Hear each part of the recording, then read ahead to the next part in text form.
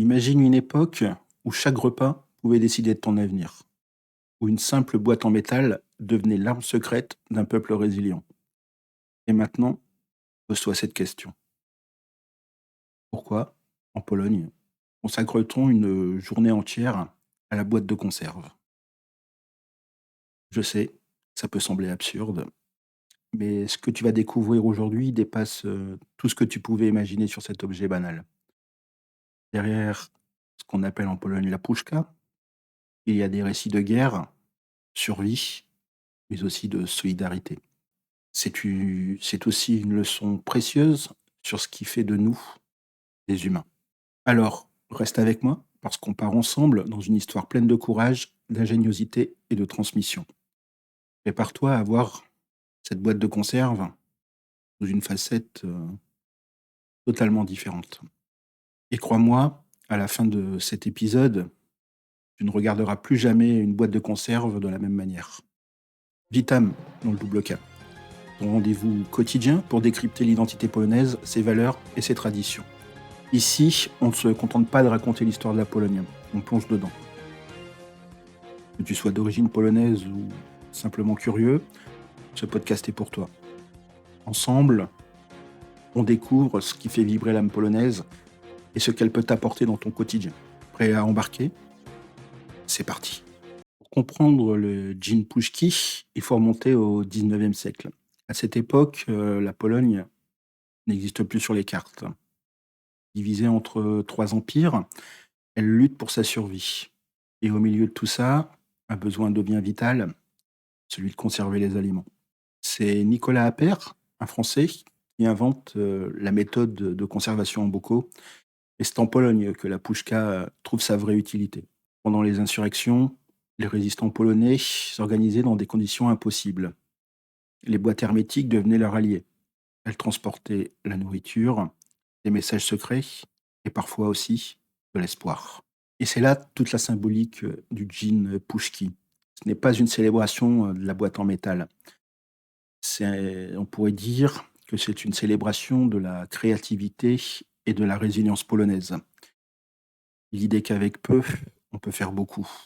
Et toi, qui écoutes ou regardes ce podcast, es-tu déjà demandé ce que tu ferais pour survivre si tout venait à disparaître autour de toi? Je vais te raconter deux histoires, deux anecdotes qui montrent que la puszka est bien plus qu'un objet. La première, c'est pendant la Seconde Guerre mondiale. Les soldats polonais exilés en Angleterre recevaient des colis remplis de conserves envoyées par leurs familles restées au pays. Mais ce que peu de gens savent, c'est que certaines de ces boîtes contenaient des surprises. Parfois, il y avait évidemment une photo de famille glissée discrètement, mais aussi un bout de terre polonaise enveloppé dans du tissu. Ces boîtes, tu vois, c'était un lien avec leur pays, un rappel de ce qu'ils défendaient. Il y a certains vétérans polonais qui racontaient des histoires quand ils étaient à Londres. Ils disaient que quand ils ouvraient une de ces boîtes, ils avaient l'impression que leur mère leur parlait, malgré qu'ils étaient à des milliers de kilomètres de leur terre natale. Et puis, il y a aussi cette histoire qui est beaucoup plus récente. C'était pendant les années 80, sous le régime communiste.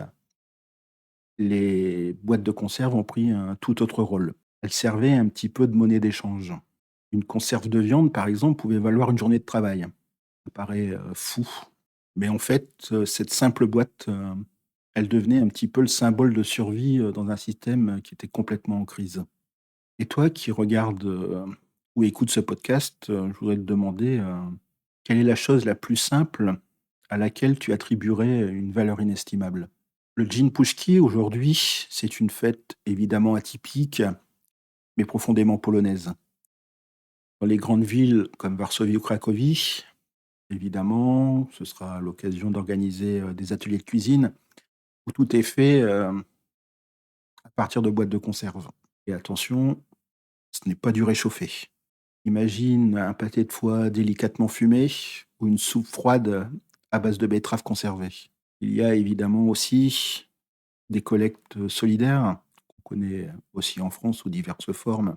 En fait, ces Polonais, ils déposent aussi ces boîtes dans des points de collecte pour que ces conserves soient ensuite distribuées aux familles dans le besoin. Mais ce que je préfère avant tout, c'est évidemment, toutes ces histoires liées à de simples objets. Ce sont aussi, tous ces récits partagés. Les gens ont une occasion de raconter leurs liens personnels avec cette pouchka. Tu pourras peut-être entendre dire, de la part de vieux hommes ou de vieilles femmes, que cette boîte-là, par exemple, ils l'ont gardée depuis la guerre. Elle ne contient rien, mais elle leur rappelle surtout une chose, c'est qu'ils ont survécu. Ça, je pense que ça te prend un petit peu aux tripes. La boîte de conserve, c'est aussi une forme de simplicité, mais aussi c'est de la créativité, la capacité à tirer parti de ce qu'on a. Et ça, tu vois, c'est une valeur, profondément polonaise. Dans un pays qui a traversé des siècles de conflits, d'occupation et de privation, on apprend à ne jamais gaspiller, à toujours partager et à transformer, même les pires situations en opportunités. Et je crois que l'on peut tous apprendre de ça.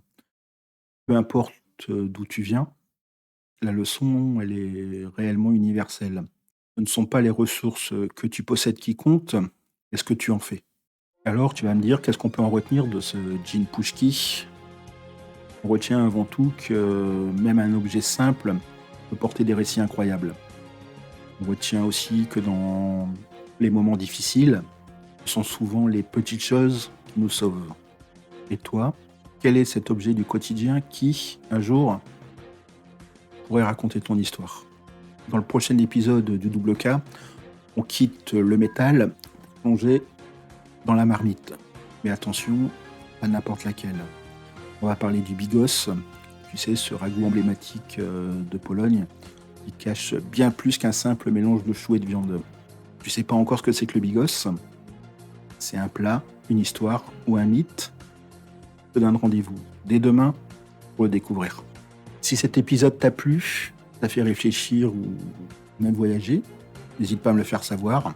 Un pouce bleu, un partage ou un petit commentaire, ça fait toute la différence.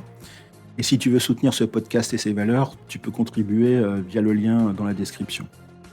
Je te remercie d'être là. Très vite dans le double K. En tous les cas, je te souhaite une bonne journée. Miagonia. À demain. Do jutra. À bientôt. Do zobaczenia.